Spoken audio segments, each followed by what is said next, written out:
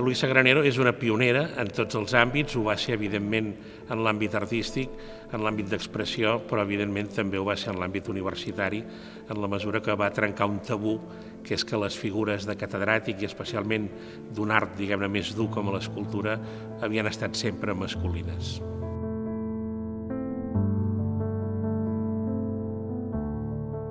Jo crec que és molt important celebrar la figura de la Luisa Granero, perquè al final, si la situem en una genealogia d'artistes catalanes, o més concretament d'escultores catalanes, Luisa Granero marcaria una mica com un punt i seguit.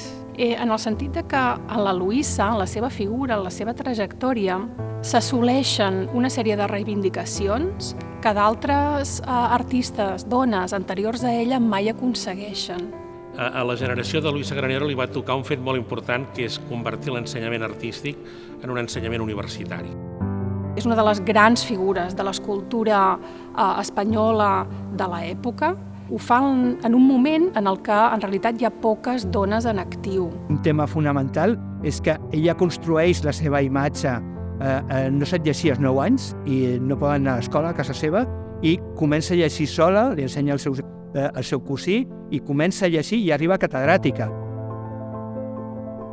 Luisa Granero va fer una producció immensa, però amb una particularitat que la diferència, amb el seu procés de treball, als altres escultors. Només feia una de cada i no feia còpies. Per tant, les 800 són diferents. La pràctica totalitat de la seva producció gira al voltant de la figura femenina. La podíem entendre, la seva obra, com una oda a les formes del cos de la dona i a la feminitat. Jo crec que el legat de la Lluïsa és aquesta intensitat universal que l'escultura té que arribar a tothom. Obtindrà la càtedra d'escultura a la Universitat de Barcelona el 1964 i serà en aquell moment la primera artista plàstica, la primera creadora d'art en obtenir una càtedra a la universitat. La Luisa Granero, quan va accedir a la seva càtedra, eren 3 dones professores en un marc que era majoritàriament masculí. Ella va ser sobretot una feminista de pedra picada i de picar la pedra, no? Per tant, diguem-ne, el seu paper va ser com a exemple importantíssim per les generacions futures d'estudiants. Ella va obrir aquesta via de la dona, però també la va obrir amb molta intensitat. O sigui, ella, als claustres, a les reunions de departament, es barallava amb tothom, fos qui fos, i ella sempre defensava els alumnes primer i defensava un criteri just.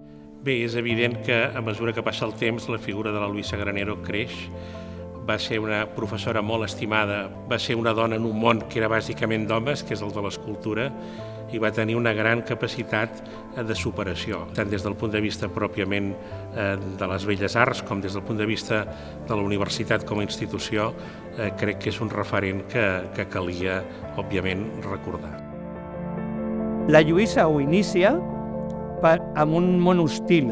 Ara podem somiar allò que volia la Lluïsa, un món, diguéssim, més just i més, en certa mesura, amb més intensitat.